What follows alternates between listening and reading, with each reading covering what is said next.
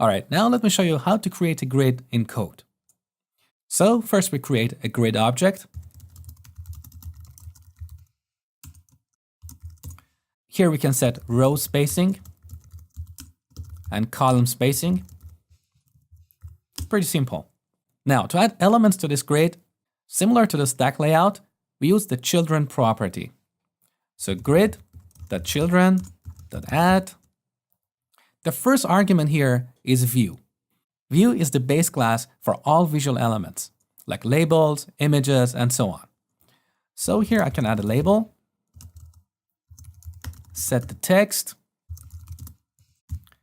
The second argument to the add method is called left, and that represents how far from the left of the grid this element should be. In other words, that means what column. So I'm going to put it in the first column. And finally, the third argument is called top, which means how far from the top of the grid or what row should this element be inside. I'm going to put it in the first row. So this is how you add one or more elements inside a grid. Now, if you want to set the row span or column span for an element, you need to use one of the static methods of the grid class. So grid.setRowSpan. Let's say I want this label to take 2 rows. So first of all, I'm going to extract this into a separate variable. Now I add it to the children property. And finally, I pass it here to setRowSpan method. And let's say I want it to take 2 rows. We have another static method on the grid class called setColumnSpan. Again, we pass our element here and specify the number of columns we want this element to take. Interestingly, we have a couple more methods on the grid class. Grid.setRow. So we can pass a label here and put it in the first row. Or grid.setColumn. We pass the element and specify the column. Now, most of the time, we don't use these two methods here, because often we specify them while adding that element in the children collection. Internally, that add method will call these static methods on the grid class. So in the XAML, we use grid.row or grid.column properties to specify the row or column for an element. And I told you that we refer to these properties as attached bindable properties, because these properties do not belong to elements like our label here. They are attached to our label.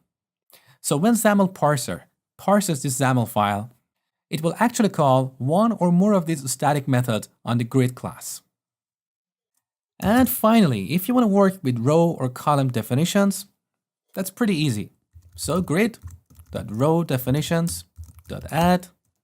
We pass a row definition object, new row definition. Let's say we want our first row to have an absolute height of 100 units. So we set height to a new grid length object. In the constructor, first we specify a value, 100. And second, we use grid unit type enumeration to determine if this is an absolute or proportional value. So grid unit type dot absolute. I'm going to copy this. Now, similar to the last example, I want the second row to be twice as tall as the third row. So here I set 2. And to make it proportional, I use star. And similarly, we set this to 1 and star.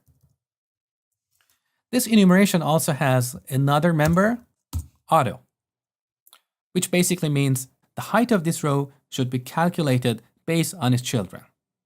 So once again, you can see that defining user interfaces in XAML is a lot simpler and cleaner than in code behind. Here we have a bit of distraction. We have to create objects, we have to write more code, but I'm not saying this is bad. there are times that we need to use code behind to generate user interfaces. For example, imagine you want to render a calendar. You cannot hard code the days and months of a calendar using XAML. It's going to be tedious. In those cases, it's better to use code behind and use a couple of loops to dynamically generate elements and put them in a grid. Or if you want to generate a photo gallery, again, we don't know how many photos we're going to put in the gallery, so we cannot hard code them in XAML. In that case, it's better to use code behind for that. So ideally, you should be able to work with both XAML and code behind, but in this course, most of our focus will be on XAML. All right, enough theory. Now it's time for an exercise.